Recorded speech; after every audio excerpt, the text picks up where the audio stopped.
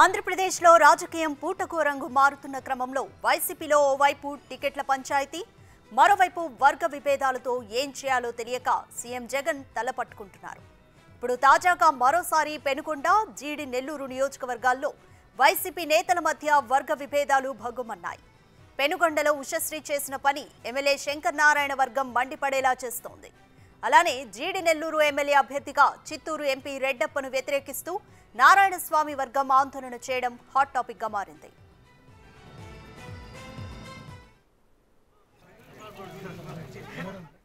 పెనుగొండ నియోజకవర్గంలోని తుంగోడులో మంత్రి ఉషశ్రీ పర్యటించారు. సచివాలయం, రైతు భరోసా కేంద్రాలను మంత్రి ఉషశ్రీ ప్రారంభించారు. అయితే సచివాలయం శిలాఫలకంపై శంకర్ నారాయణ ఫోటో ఉండగా ఆ ఫోటోపై సీఎం జగన్ ఫోటో అతికించి సచివాలయం ప్రారంభించారు మంత్రి.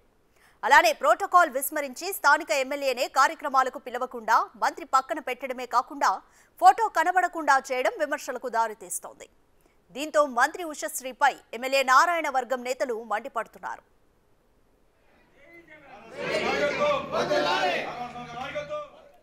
ఇక జీడి నెల్లూరు నియోజకవర్గంలో వైసీపీలో అసంతృప్త జ్వాలలు మొదలయ్యాయని తెలుస్తోంది.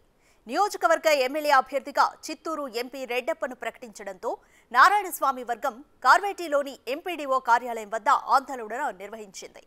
రెడ్డప్ప వద్దు, నారాయణస్వామి ముద్దు అంటూ నారాయణస్వామి వర్గం నేతలు నినాదాలు చేశారు.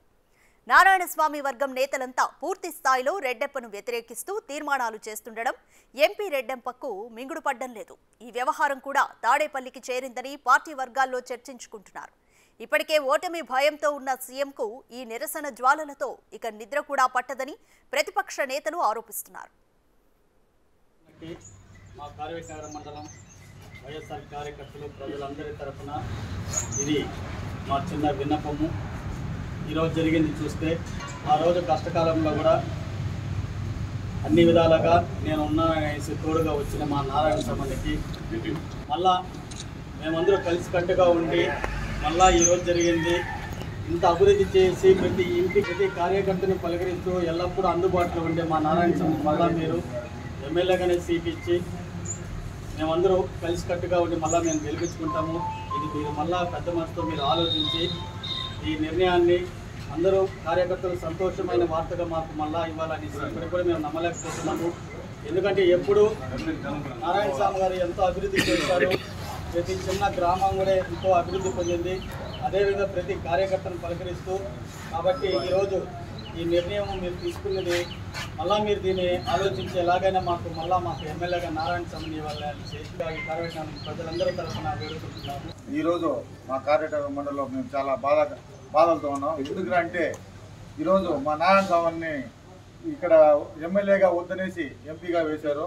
ఇదైతే అన్యాయం. ఎందుకంటే మా కార్యకర్తలో మా నారాయణ స్వామి గారు చేసి తప్పేమి? ఆయన ఏమన్నా అవినీతికి పాల్పడ్డా, లేదా లంచగొండ వ్యాపారాలు చేశాడా, లేదా ప్రజలతో సౌఖ్యంగా లేదా, నియోజకవర్గంలో ప్రతి గ్రామాన్ని అభివృద్ధి చేశాడా లేదా? కావాలంటే మా కార్యక్రమం రమ్మనండి, మా పంచాయతీని తీసుకోమనండి, ఎంతవరకు అభివృద్ధి జరిగిందో. అదేవిధంగా నియోజకవర్గాన్ని అభివృద్ధి చేయలేదా? ఊళ్ళో ఎత్తుకొని దేవస్థానంలో చేర్చలేదా? అదేవిధంగా 50 బెడ్ హాస్పిటల్లో మా నియోజకవర్గంలో ఎక్కడా లేకుండా ఇక్కడ 2 తీసుకోవడం ఆయన తప్ప. అదేవిధంగా కార్యకర్తలకు ప్రతినిత్యం అందుబాటులో లేదా? పార్టీ అభివృద్ధి కోసం నిరంతరం కృషి చేస్తూ గడప గడపకి అంత వయసులో కూడా ఎవరూ తిరగకపోయినా కూడా ఆయన ప్రతి ఒక్క మండలం, ప్రతి ఒక్క గ్రామం, ప్రతి ఒక్క పంచాయతీకి, ప్రతి ఒక్క ఇంటికి గడపడవ తప్పిన నారాయణ స్వామి కాదా? అదేవిధంగా పార్టీ అభివృద్ధి నిరంతరం కృషి చేయలేదా? లేదు ఎవరన్నా జైలు పాలన చేసినాడా? కార్యకర్తలు ఏమన్నా ఇంటికి పంపించినాడా? ఎవరికి అన్యాయం చేసినాడు? వైఎస్ఆర్ పార్టీ తరఫున 4వ టర్మ్ చిత్తూరు జిల్లాలో 4వ టర్మ్లో రాత్రి వచ్చిన న్యూస్ పేపర్లో కానీ న్యూస్లో కానీ మన గౌరవ డిప్యూటీ సీఎం గారు నారాయణస్వామి గారు మన నియోజకవర్గం నుండి చిత్తూరు ఎంపీగా డిక్లేర్ చేసి అక్కడ నుంచి రెడ్డప్పని ఇక్కడ మార్చినట్టుగా డిక్లేర్ చేసినట్టుగా మన అధిష్టానం నుంచి మనం పంపడం జరిగింది. ఇది ముక్త కంఠంతో గతంలో 10-20 రోజుల గురించి కూడా మేమంతా కూడా నియోజకవర్గ స్థాయిలో పూర్తిగా కూడా దీన్ని ఖండించాం. అయినా కానీ కొంతమంది ఒక 20-30 మంది మాట వినుకునేసి ఇది గుడ్డిగా అధిష్టానం ఎవరు సరే చేస్తారంటే తెలియదు కానీ ఇది గుడ్డిగా దాన్ని నమ్మి ఈరోజు ఎందుకు ఆయన్ని మార్చడం అనేది ఒక కంచుకోటగా తయారు చేసిన నారాయణస్వామి ఆయనకంటూ ఒక బ్రాండ్ ఏర్పాటు చేసిన నియోజకవర్గం ఇది. అటువంటి కంచికోట నియోజకవర్గంలో ఆయన కాదనేసి బయట నుంచి తెచ్చితే మాత్రం ఇక్కడ ఎవరు కూడా చేయడానికి సిద్ధంగా లేదు. ఇది ఖచ్చితంగా ఎందుకు చెప్తున్నామంటే చేతలారా దారి పోసుకునే విధంగా ఉంటుంది. ఎందుకు చెప్తున్నా, నారాయణస్వామి గారు ఆయన అంచెలంచెలుగా ఎదిగి ఈ రోజు గతంలో ఎమ్మెల్యేగా ఉన్నారు, ఇప్పుడు డిప్యూటీ సీఎంగా కూడా ఈ నియోజకవర్గం దత్తత తీసుకునేసి అన్ని మండలాన్ని ఆదర్శంగా తీర్చిదిద్దిన వ్యక్తి ఏకైక వ్యక్తి మన నారాయణస్వామి గారు. ఆయనకి ఎక్కడ కూడా అవినీతి లేదు, కరప్షన్ లేదు, లంచం లేదు, ఆయన కాంట్రాక్ట్ పనులు చేసుకోలేదు. ఎందుకు తప్పుడు మాటలు వినేసి వాళ్ళ మాటలు వినేసి ఏదైతే మన పార్టీ పెద్దలు అయితే ఈ నిర్ణయం తీసుకున్నారో వెంటనే అది నిర్ణయం తీసుకోవాల్సిందిగా మేమందరూ కూడా ఈ నియోజకవర్గం పూర్తిగా 6 మండలాలు కూడా ఖండిస్తున్నాం. రైట్, వైసీపీలో వర్గ విభేదాలు భగ్గుమంటున్నాయి. ఇదే విషయానికి సంబంధించి కంప్లీట్ డీటెయిల్స్ మా ప్రతినిధి యోగానంద్ అందిస్తారు. యోగానంద్, పెనుగొండలో చూస్తే ఉషశ్రీ వర్సెస్ శంకర్ నారాయణగా పరిస్థితి ఉంది. అలాగే జీడి నెల్లూరులో చూస్తే రెడ్డప్ప వద్దు నారాయణే ముద్దు అంటూ కూడా వర్గ విభేదాలు తలెత్తుతున్నాయి. కంప్లీట్ డీటెయిల్స్ ఏంటి? దీన్ని చల్లార్చడానికి అధిష్టానం ఏ విధంగా పనిచేస్తుంది అనుకోవచ్చు? ఉమ్మడి అనంతపురం జిల్లాలో మార్పులు చేర్పులు అంశం ఇంకా చల్లారలేదు. ముఖ్యంగా రాజకీయ నేతల మధ్య విభేదాలు వారి నియోజకవర్గాల్లో స్పష్టంగా కనిపిస్తున్నాయి. ఏదైతే శంకర్ నారాయణ స్థానంలో పెనుగొండకి ఉషశ్రీ తీసుకొచ్చారు. శంకర్ నారాయణ అనంతపురం ఎంపీగా ట్రాన్స్ఫర్ చేశారు. ఇక్కడే కూడా ఇద్దరి మధ్య విభేదాలు పొడచూపాయి.